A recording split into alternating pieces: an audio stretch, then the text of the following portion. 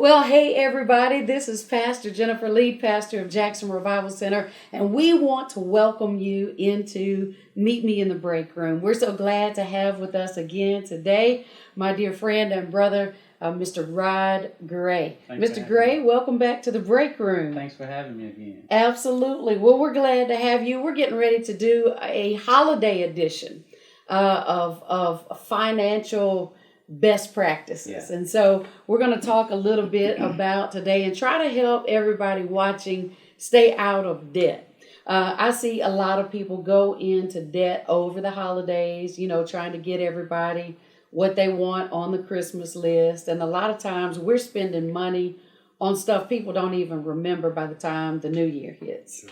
And so especially this year, people have been hit particularly hard as it relates to finances because of COVID. And so we're just kind of watching to see how things pan out for the remainder of the year.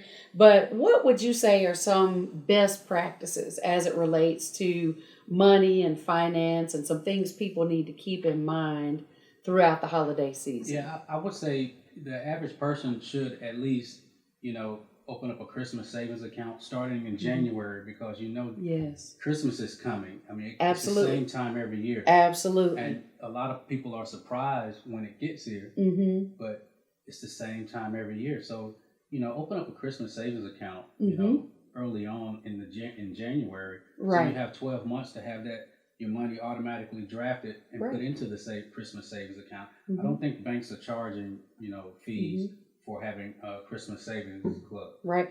And you can also do that through your local credit union as well. If you don't have an account, you can establish one. If you do have an account, I know they do. That's who I do mine through, is through the credit union. So that's a great practice, is going ahead and setting that money aside. Now, I know you're a big proponent, as am I, of having an emergency fund as well. Correct. So I want to make sure people establish that emergency fund before they establish that Christmas club account, because we know emergencies can come throughout the year. So we're talking about having that emergency fund. And tell us again, an emergency fund should have how much money in it? Yeah, at least 3 to 6 months worth of expenses.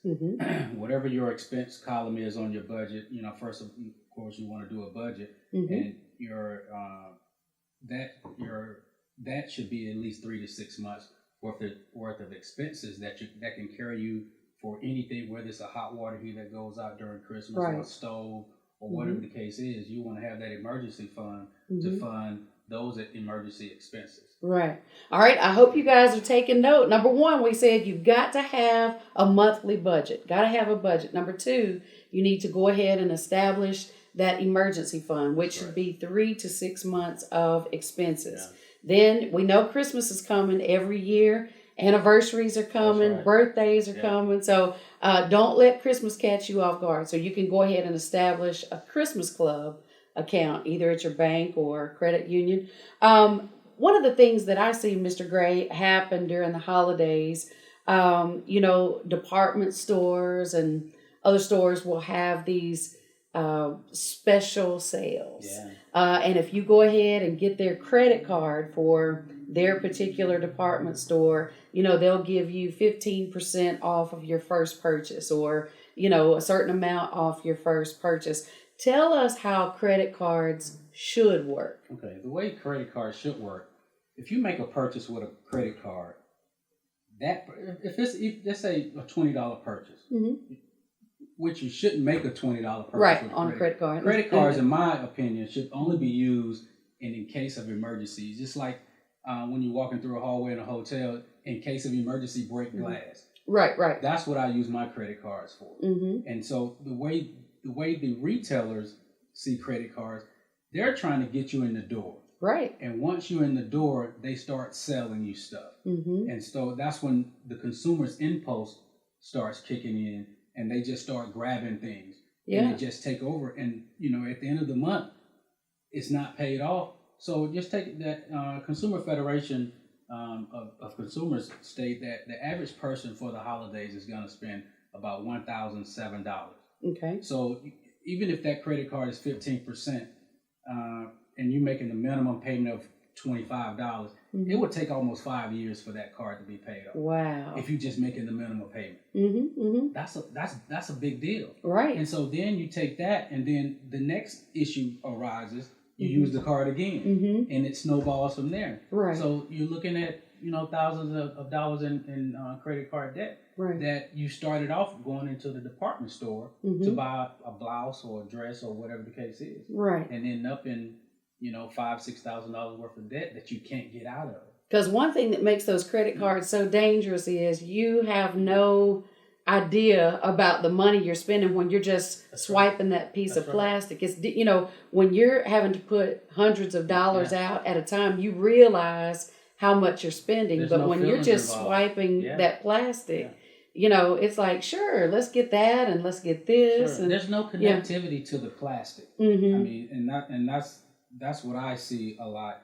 It's just plastic. Right. There's no feelings involved, but if you have a personal relationship with your money, there's feelings involved when you have to slide someone $100 bill and you only get $5 back. Right. You think about that more than you just swiping the plastic. And that's the game that the retailers play because they want you to be impulse buyers. Right. And they want you to use the plastic as much as possible because they actually get money every time you swipe that card. And also the credit card companies get a portion of that money every time you swipe the card. So they're all in it together. Right. The only person that's left out of the loop is you, the consumer. Right. But you're making that payment every month. Absolutely. That's your participation. Or if you don't make that payment every month, there's a remedy for that too. Absolutely. And a lot of people don't realize department stores have the worst interest rates of any card out there. So you may have some cards, whereas, there's an interest rate of 3% or 8%, you're coming to 26 and 28 and 30% on department store credit cards. I've heard people say a lot of times, I'm using a credit card to build credit. Let's talk about that. Yeah, you can build credit in so many different ways. If you're going to use a credit card, I don't particularly like using credit card to build credit. But if you do, you have to have discipline in order to pay that card off at the end of the month. Or if you let me back up. If you're using it to build credit, you want it to report to the credit bureau minimum 6 months. So, for instance, if you have a credit card that has $1,000 limit, the credit card company don't want to see you go over 1/3 of what the balance is. So if your limit 1/3 of what the limit is. So if your limit is 1,000 and you have a balance of 1,000, that reports negative to the credit bureau. So you're not actually helping your credit. Actually, you're doing more harm than anything. Right. So just divide that by 3. Whatever your limit is, divided by 3. That's what your balance should be at all times. Or 0. Yeah, or 0. And if you're gonna use a card that you're gonna earn cash back or some free trips. Get something out of the deal. Right. Other than just making other people rich by using the credit card. Right. Because it's not designed for the consumer's benefit. It's designed for the retailers and the owners of the credit card. Right. I know sometimes some people begin to do their tax returns at the end of the year. Sometimes they go ahead and file them in December if they have the information needed. Some people file and get an anticipatory check, what they're anticipating getting back. And so a lot of people get caught in bad spaces doing those kinds of habits.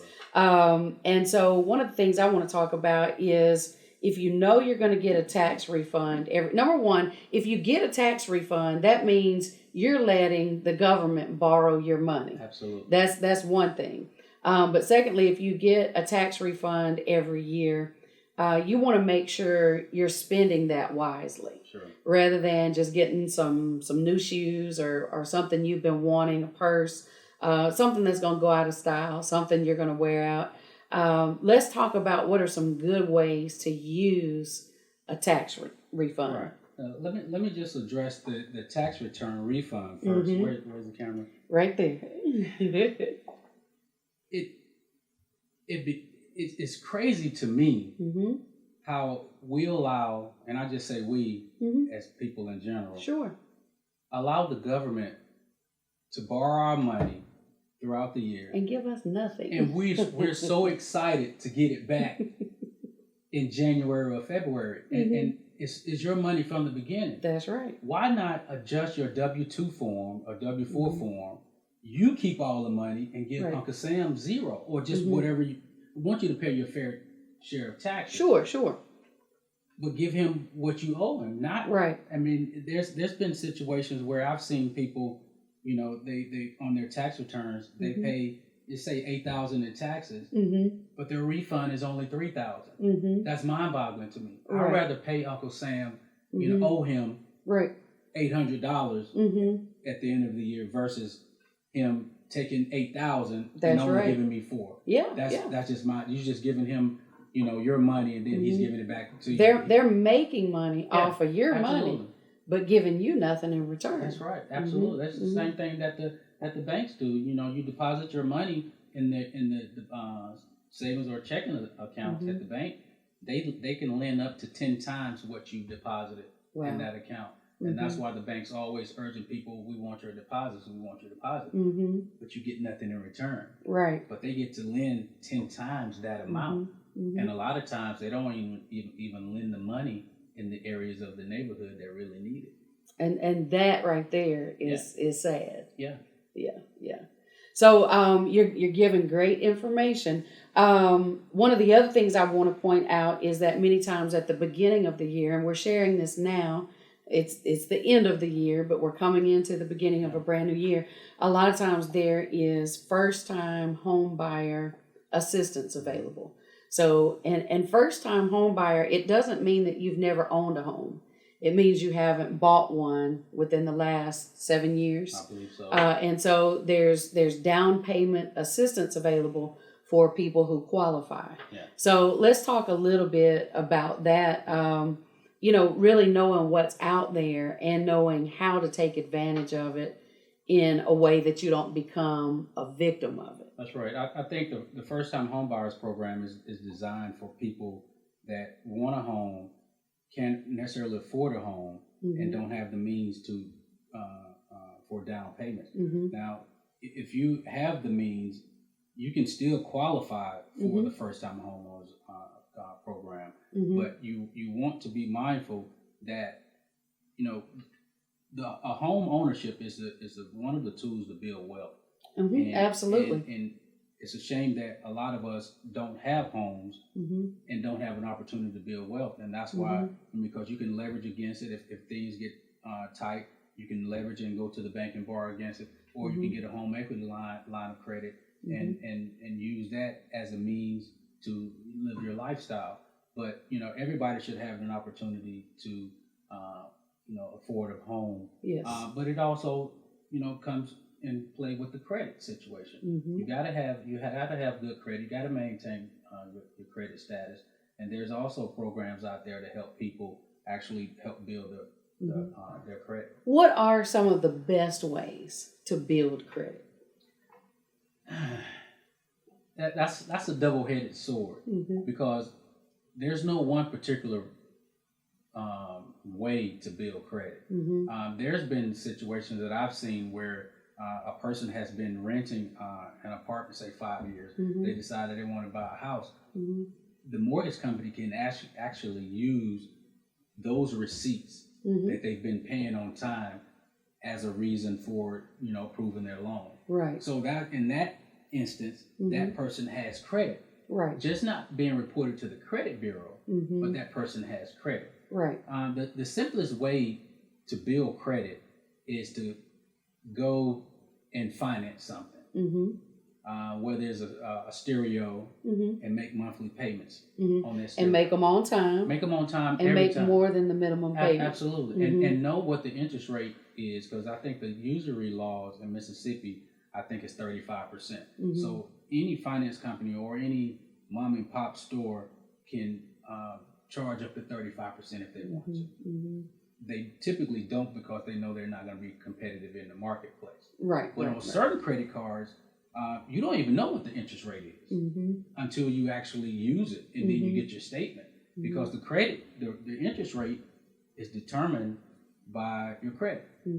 So when you go into the department store and you apply for a credit, okay, we give you $10 off for giving you a credit card on your purchase today. Would you like that? Oh, of course, I can save $5. But what they don't know is, as soon as they sign on the dotted line, they're running the credit. They don't know what the rate is going to be. They don't know what the limit is going to be, because it's all credit driven. Right. And so they may do that in the name of, I'm going to get this discount. I'm going to get this much off. I'll tell you, I have done that before, but I turn right back around. I'm not trying to build credit because I've already built it, but I'll take that introductory offer from time to time if it makes sense for me. Sure. But I'll turn right back around and pay it on Absolutely. off. But you have to be careful of how many accounts you open. Yeah. Because for every line of credit you open, they're saying you can have this amount, on this one. Well, if you open 10 accounts and you've got, 500 available here, 4,000 available here, then when they come to check you out for a home or for a car, they see how much credit you have available to you. Sure. And that's going to count against you at some point. Absolutely, because they're looking at open lines of credit. If all things being equal and everything runs smooth, that's great. But soon as karma comes into play, you have these open lines of credit that you could possibly use at any time. Right. They have to consider that into your, what they call, the debt to income ratio. And so your debt to income ratio should never be over 42%. As far as when you go in and apply for things, because what happens is, if your debt to, if let's say you owe 50% more than what you got coming in, that's a tight budget. Sure.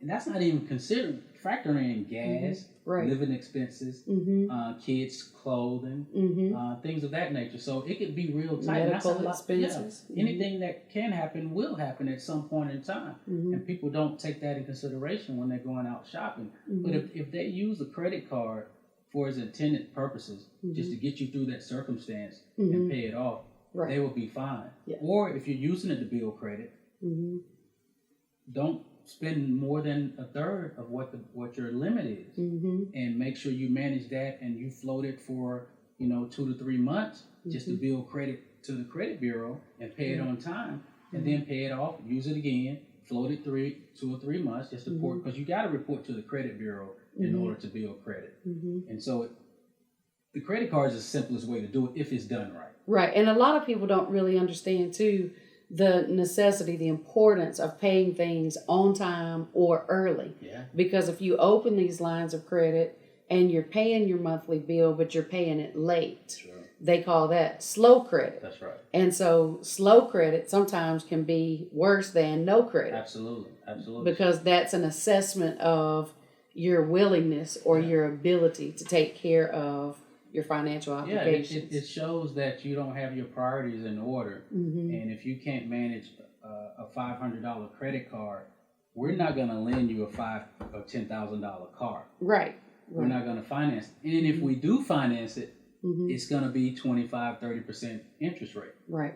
Which is going to determine what you can or cannot drive. That's right. And in return, your payment is going to be much higher. The people with the best credits always get the lowest rate, and the payment is always lower. Right. That's just a fact. And it's not discriminatory. That's just, the credit bureau doesn't know if you're black or white or purple or green. It shows your usage, your activity, your inquiries, things of that nature. So it could be detrimental to a person that's not business and credit savvy. Right.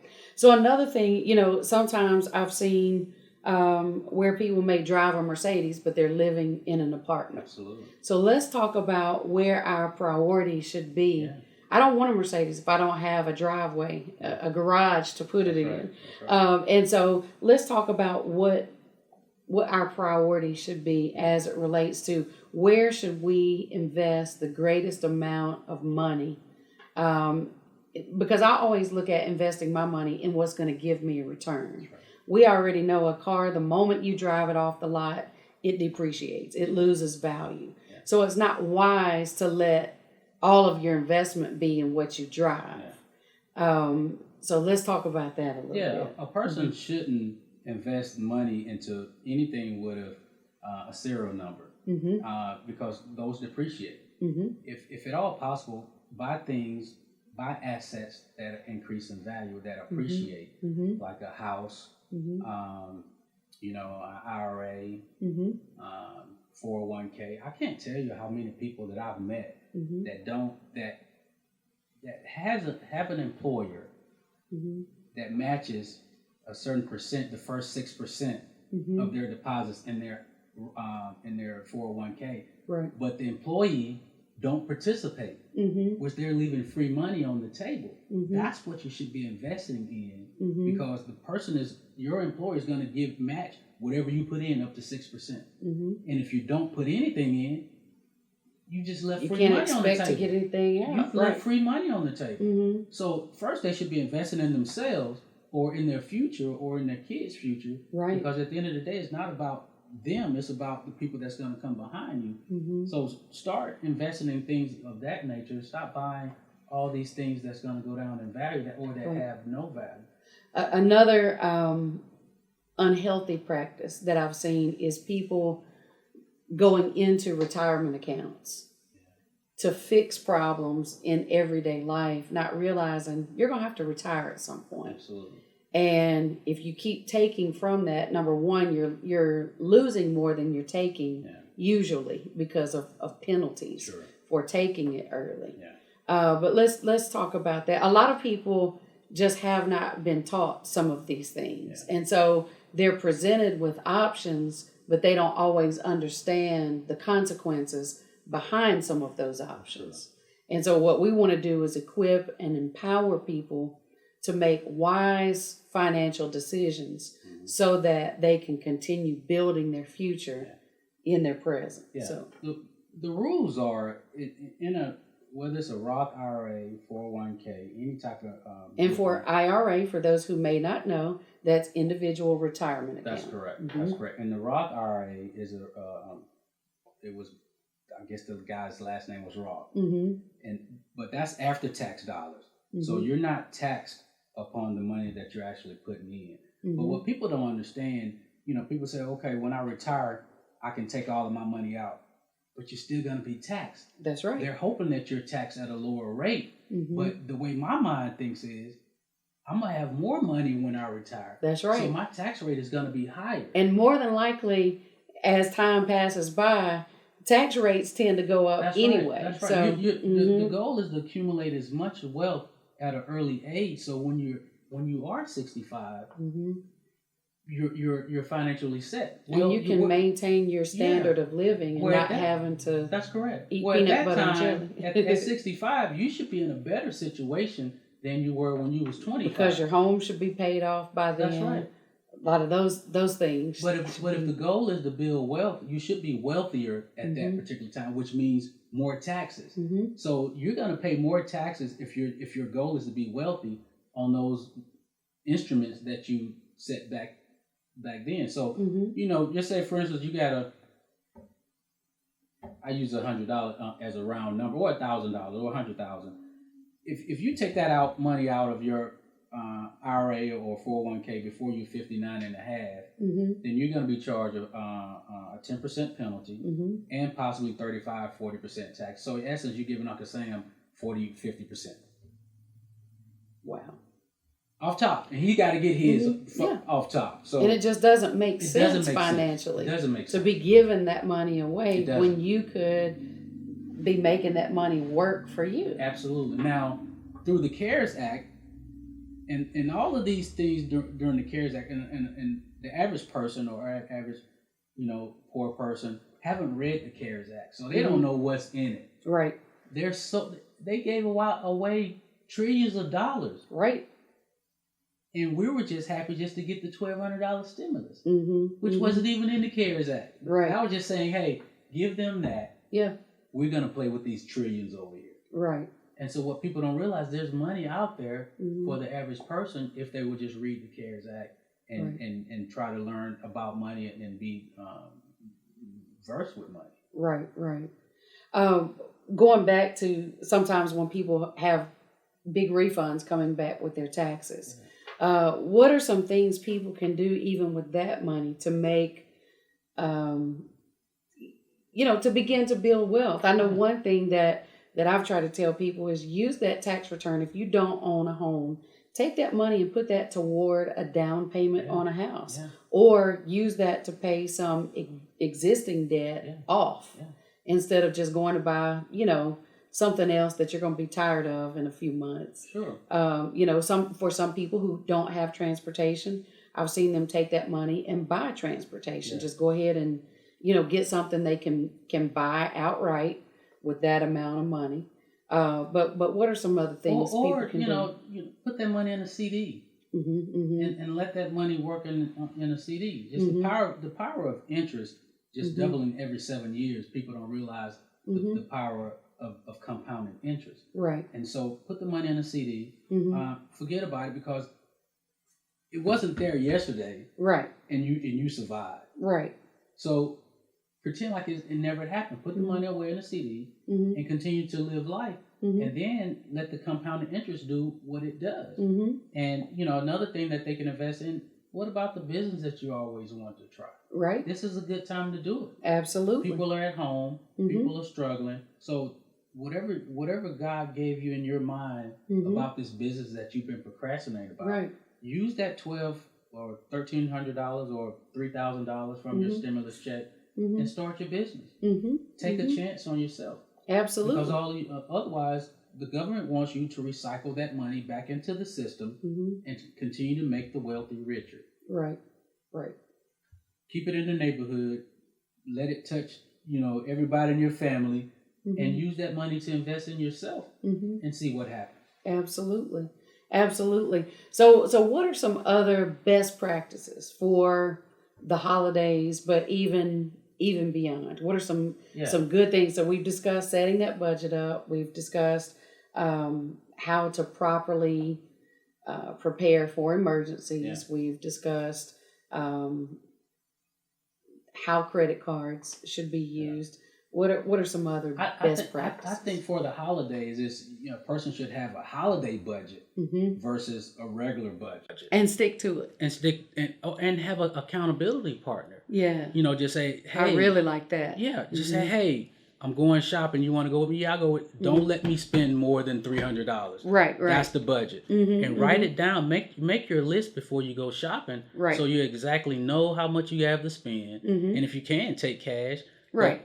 With this climate, cash may not be the best, thing to carry around with you. But be mindful on your spending and your purchases. If you're going to use a credit card, use the credit card to your advantage to get the air miles, to get the cash back in stores and department stores. They actually give you discounts.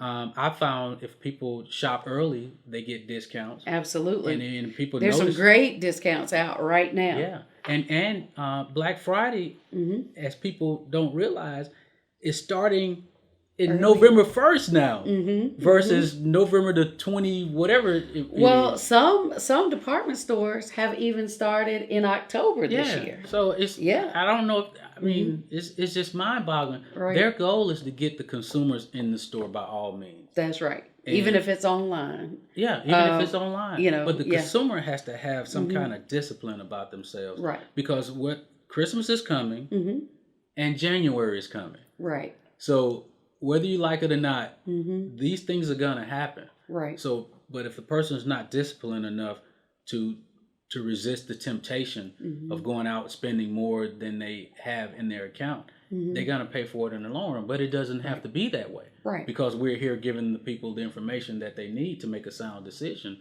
about credit and things of that nature. Because you're happy during the holidays, but then you're depressed January 1. Right. Because you got to look back and you're going to have to pay those things back off. And the goal of being financially healthy is being stable and being consistent. Yeah. So if we're doing like you're admonishing everyone to do, and you go ahead and put that money aside monthly, December should be like any other month of the year. Yeah, that's right. Because you've already set the money aside. If you have a budget and you stay within that budget, everything should continue to be stable, consistent, fluid, and it shouldn't have to set you back. That's right. To put a smile and on you other forecasted what was going to happen. And a lot of times we have these impulse buys because we want to impress people that don't really like us anyway. Right. But we're out buying gifts. Or people who aren't even looking. I mean, you know. No, they just want to, you're drawing attention to yourself, saying, hey, look at me. We have this 500-foot Christmas tree in the front yard. Right. That we're going to have to take back down. Yeah. And put in a box. And that you probably financed. Right. Yeah. So, I mean, you know, try to avoid financing things that you know that you can't pay off the following month. Right. If you can pay it off, then, of course, you know, use, you know, any means. But have a budget and have some discipline and pay it off at the end of the month, because once those interest is attached on to it, it's going to be, you know, a lot. Absolutely. Absolutely. Well, this has been some great information today, and I pray that people are going to be taking advantage of the information that has been shared. You've certainly seen it work in your life. I've seen it work in mine. And for me, I want to see people win. The Bible says, my people are destroyed for a lack of knowledge. It also says, without a vision, the people will perish. And so I want to make sure, number one, that people are not destroyed or become victims of predatory loans and predatory lending because they didn't know better. And then I want people to have a vision of what they're aiming for, you know, not to just be living life haphazardly, but to actually say, this is the goal, this is the plan, and I want to see them reach that goal.